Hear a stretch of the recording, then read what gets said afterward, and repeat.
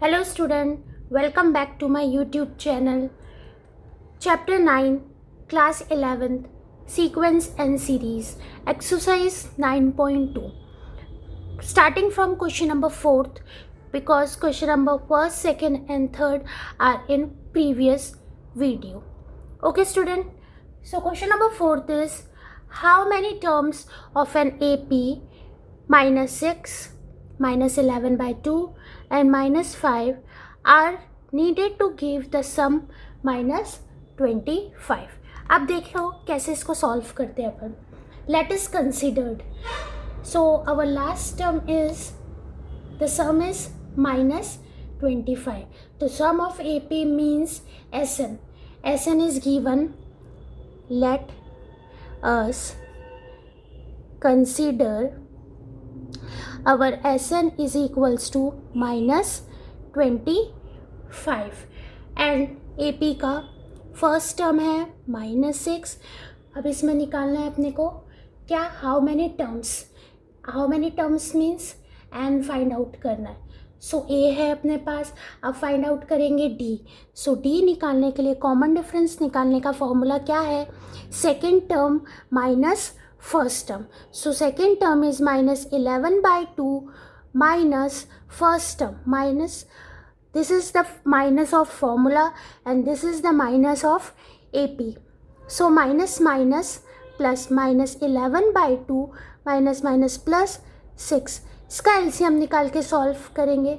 सो 2 minus 11 plus cross में जाइए, 1 into minus 11 and 2 into 6 is 12. So answer is 1 by 2.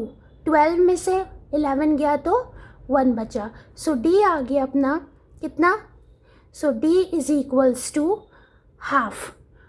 Okay, now how many term, पहले तो अपन SN का formula लगा देते. So SN का फॉर्मूला है n by 2 2a plus n minus 1 d.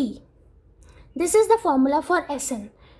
Sum of nth term minus 25 है अपने पास. SN n है नहीं, n by 2. a कितना है minus 6.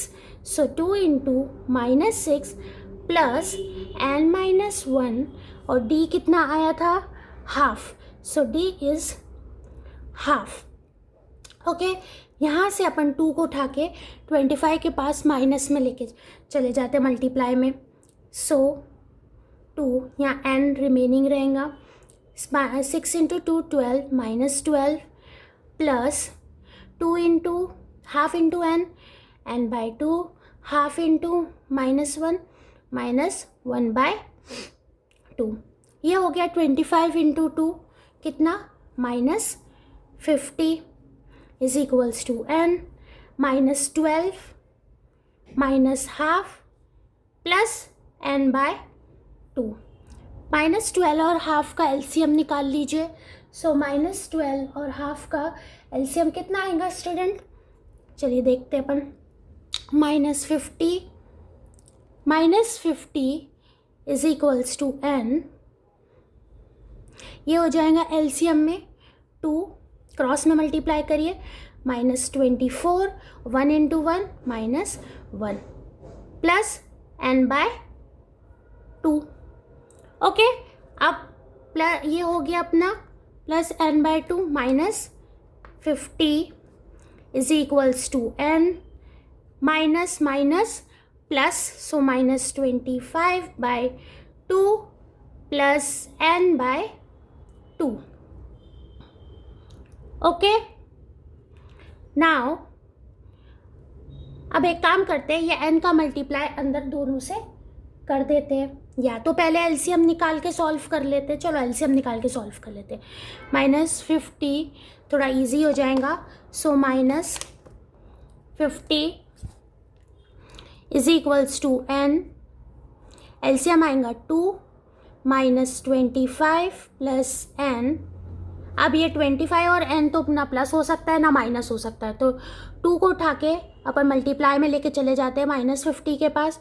So minus 50 -50 into 2 is equals to n, और यहाँ बचा है -25 प्लस n। ओके स्टूडेंट, इतना समझ में आ रहा है आपको? अच्छा, -50 इंटू 2, 52 ज़ा -100 is equals to n into -25 -25 n, and n into plus n square. देखिए अब आपको क्वाड्रेटिक इक्वेशन बनती नज़र आएंगी। क्या बन गया है? Quadratic equation. अब क्वाड्रेटिक इक्वेशन को पहले अपन अरेंज करते हैं, फिर उसके बाद आगे सॉल्व कर लेंगे by factorization method. So n square -25n, ये 100 इधर आएगा उठ के, तो ये माइनस में है तो काय में हो जाएगा, प्लस 100 इज इक्वल्स टू 0। अब ये अपनी अरेंज हो गई क्वाड्रेटिक इक्वेशन। नाउ अब अपन सॉल्व करते हैं। चलिए आइए देखिए। सो एलसीएम ऑफ 100 निकालिए। सो एलसीएम ऑफ 100 अपन निकालते हैं। See LCM of 100 is 250 times 225 times. 100 का एलसीएम निकाल के -25 बनाना है अपने को। क्या करना है? 100 का एलसीएम निकाल के -25 बनाना है। 5 5 5 1, ठीक। सो 5 2 ज़ा 10, 10 2 ज़ा 20, 20 प्लस 5 25 बन गया। इजी था। देखिए n स्क्वायर माइनस, क्योंकि माइनस की साइन है तो अपने को दोनों के साथ माइनस लेना पड़ेगा, -20n -5n plus 100 is equals to 0। दो दो की पेयर बनाइए। फर्स्ट पेयर में से n कॉमन निकलेगा तो एक n बचा और 20 बचा साथ में, और बीच में माइनस की साइन है। दोनों 5 के टेबल के नंबर है, लेकिन यहाँ पे अपने को माइनस चाहिए क्योंकि फर्स्ट ब्रैकेट में अपने पास मिडिल टर्म में माइनस है। सो अपन -5 कॉमन निकालेंगे। सो यहाँ बचा n, और 5 के टेबल में 100 कितने टाइम्स आता है student? 20 times is equals to 0। दो ब्रैकेट एक जैसे है, सो n - 20, और जो बाहर कॉमन निकाले थे वो n - 5 is equals to 0। So first n - 20 is equals to 0। So n की वैल्यू आ गई पहली 20, and second n - 5 is equals to 0। So n की वैल्यू दूसरी आ गई 5, क्योंकि 5 उधर उठ के जाएगा तो पॉजिटिव में आ जाएगा, और 20 इधर उधर लेफ्ट राइट हैंड साइड उठ के जाएगा तो पॉजिटिव में हो जाएगा। दोनों स्टूडेंट पॉजिटिव में होने वाले हैं। आप अच्छे से देखिए, बराबर से समझ में आएगा। चलिए n की तो वैल्यू अपनी आ गई, तो n की दो वैल्यू है, क्या क्या? 20 एंड 25। चलिए नेक्स्ट क्वेश्चन देखते हैं, question number 5। In question number 5, in an AP, if the P term is 1 by Q and Q term is 1 by P, ये थोड़ा algebraic टाइप क्वेश्चन है स्टूडेंट। ये सॉल्व करने वाला क्वेश्चन है, प्रूव दैट करने वाला क्वेश्चन है, सॉरी नॉट सॉल्व करने वाला क्वेश्चन है, it is a prove that question. So we have to prove that the sum of first PQ term is sum of first. We have to prove the sum of first PQ term is half bracket में PQ plus 1 where P is not equals to Q। आइए students देखते हैं कि where P is not equals to Q। अब अपने को मालूम है कि AN let us consider,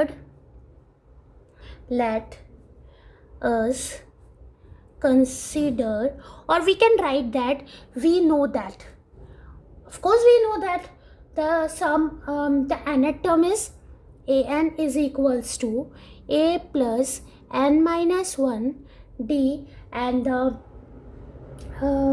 उसने क्या बोला है?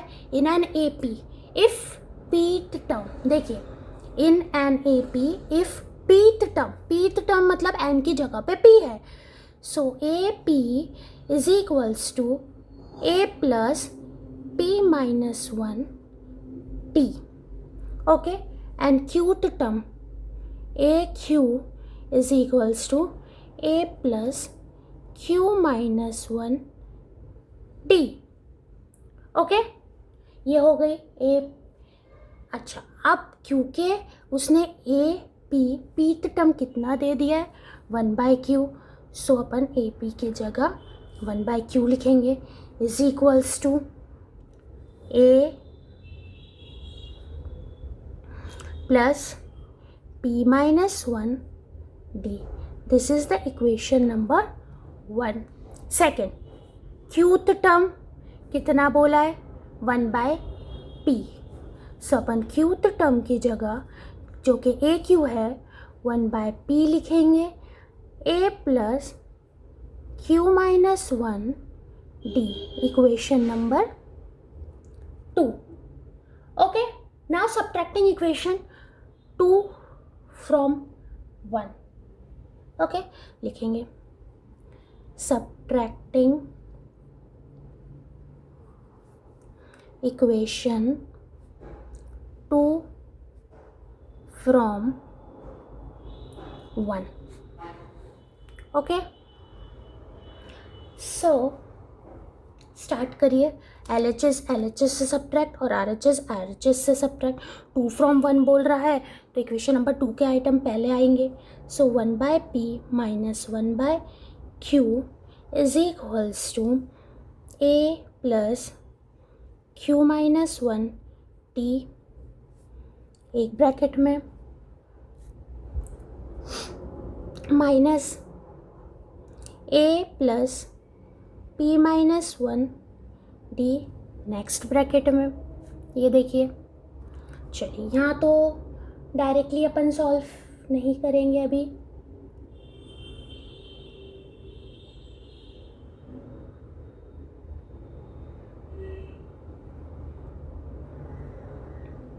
अपन इक्वेशन 1 एंड 2 भी सब्ट्रैक्ट कर सकते थे यार डायरेक्टली अपने को तो. चलो ठीक है, अब नेक्स्ट अपन इंटरचेंज कर लेंगे बाद में. सो एलसीएम निकलेगा पी क्यू और यहाँ हो जाएगा क्यू माइनस पी. ये यहाँ क्रॉस में जाता है ना, यही प्रॉब्लम हो गई. यहाँ पी आना चाहिए था, यहाँ क्यू आना चाहिए था. तो अपन लोग इक्वेशन 1 और 2 डायरेक्टली भी सब्ट्रैक्ट कर सकते थे. ज़रूरी नहीं था कि 2 फ्रॉम 1 करे तो ही होता. आप लोग डायरेक्ट भी कर सकते हैं इक्वेशन 1 एंड 2 को सब्ट्रैक्ट करके. फिर इंटरचेंज नहीं करना पड़ेगा, वो थोड़ा ईजी भी हो जाएगा और उसमें सब्ट्रैक्शन का कोई इशू भी नहीं आएगा. ओके, चलिए ब्रैकेट ओपन कर लेंगे. इधर का पहले तो डी ओपन कर लेते हैं. A plus q into d, q d minus 1 into this d minus, यहाँ पे भी अंदर ओपन कर लीजिए पी और d minus 1 into d minus d. चलिए थोड़ा यहाँ इंटरचेंज करके माइनस कॉमन निकाल देते हैं. P minus q upon p q और इधर a plus q d minus d minus open करिए minus a minus p d minus minus plus d minus d cancel, plus a minus a cancel. So minus p minus q upon p q. देखिए बराबर से देखिए, यहाँ बचा है q d minus p d. अच्छा, इसमें से भी माइनस कॉमन निकाल ही लेते हैं क्योंकि अपने को इंटरचेंज करना ही था. So minus p minus q upon p Q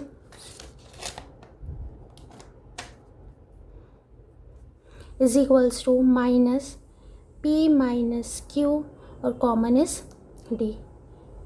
cancel cancel. So 1 upon minus भी कैंसिल हो गया स्टूडेंट. 1 अपॉन पी क्यू, देखिए इज इक्वल्स टू डी. चलिए डी की वैल्यू तो आ गई अपनी 1 अपॉन पी क्यू. अब इसको कोई भी एक इक्वेशन में पुट करते हैं जो अपनी ऊपर की थी. देखिए मैं बताती हूँ आपको, ये दोनों इक्वेशंस थी अपनी, इक्वेशन 1 और इक्वेशन 2. इन दोनों में से कोई भी एक इक्वेशन में ये वैल्यू पुट कर दीजिए डी की, तो एक ही वैल्यू आ जाएगी. चलिए अपन इक्वेशन नंबर 1 में ही पुट कर लेते ना, तो डायरेक्टली अपना सॉल्व हो जाएगा, है ना. चलिए देखिए यही पुट करके putting value of D in equation 1. So equation 1 is 1 upon q a plus p minus 1 d. So 1 upon q a plus P minus 1, D की वैल्यू आई थी अपनी 1/PQ. चलिए, सो 1/Q, 1/Q, ये इसको अंदर मल्टीप्लाई कर लेते हैं. A PQ minus 1/PQ. P से P cancel. So 1/Q is equals to A plus 1/Q minus 1/PQ. अब ये दोनों टर्म्स को उठाकर LHS में लेके चले जाते हैं. ओके, ये देखिए दोनों LHS में आ गए, तो एक पॉजिटिव है और एक नेगेटिव है. सो दोनों कैंसल, तो A की वैल्यू कितनी आ गई? 1/PQ. ये हो गई अपनी A की वैल्यू. लेकिन अब क्वेश्चन में प्रूफ क्या करना था कि sum of what PQ term find करना था. प्रूफ दैट लिखा हुआ था क्वेश्चन में. चलिए वो प्रूफ करते हैं, स्टार्ट करते हैं. तो सम ऑफ PQ टर्म थोड़ा एस, ये एन की प्लेस पे. PQ टर्म अपना फॉर्मूला क्या है सम का? पहले मैं एस एन का फॉर्मूला बता दूँ आप लोगों को. SN is equals to n/2 2A plus n-1 D. यह है सम का फॉर्मूला. और स्टूडेंट n की प्लेस पे आएगा PQ, क्योंकि उसने क्वेश्चन में फाइंड आउट करने का बोला है, प्रूफ दैट करने का बोला है. The sum of PQ term. So हर n की प्लेस पे अपन PQ पुट करेंगे, और A और D की वैल्यू तो अपन निकाल ही चुके हैं, वो वहाँ पर पुट कर देंगे. सो P/Q 2 into 1/PQ plus PQ minus 1 और D की वैल्यू भी कितनी है? PQ. ओके, ये हो गई वैल्यूज़ अपनी. स्टूडेंट अपने सारी वैल्यू पुट कर दिए. So S PQ by 2 1 × 2/PQ plus ये अंदर दोनों से मल्टीप्लाई कर दीजिए, तो PQ/PQ माइनस 1/PQ. सो PQ कैंसल, यहाँ 1 बचा है. बाकी के आइटम देखते हैं क्या क्या रिमेनिंग पार्ट है. S PQ is equals to PQ/2 2/PQ minus 1/PQ plus 1. ये प्लस 1 ये है. ओके, ये प्लस 1 आया है अपना. S PQ is equals to, एक काम करते हैं अंदर सबसे मल्टीप्लाई कर देते, या तो फिर मल्टीप्लाई नहीं करते हो तो अंदर पहले LCM निकाल लो तीनों के लिए. ये नीचे 1 लगा के डिनोमिनेटर PQ. सो इसके नीचे तो 2 ही रहेगा, ये 1 रहेगा, और ये PQ मल्टीप्लाई होगा तो plus PQ. This PQ and this PQ is cancel, क्योंकि यहाँ बीच में ब्रैकेट और इसके मल्टीप्लाई की साइन है, और वो कॉमन LCM था तीनों का, इसलिए कैंसिल हुआ. अगर सेपरेट होता तो कैंसिल नहीं होता. Sum of is equals to 1/2 into 2 minus 1 plus PQ. So S PQ, sum of PQ term is half PQ plus 1. यही तो सॉल्व करना था student. Therefore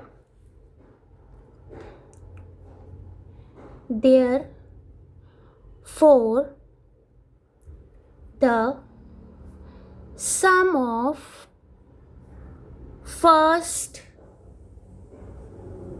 PQ term of the AP is half PQ plus 1. I hope student ये proof that आपको बहुत अच्छे से समझ में आया होगा. मैंने बहुत कोशिश करी हूँ अच्छे से समझाने की, इवन एक टर्म मैंने बहुत अच्छे से समझाया है. सो नेक्स्ट क्वेश्चन नंबर 6 से स्टार्ट करते हैं नेक्स्ट वीडियो में. Thank you. If you like my video, subscribe my channel. Thank you, students.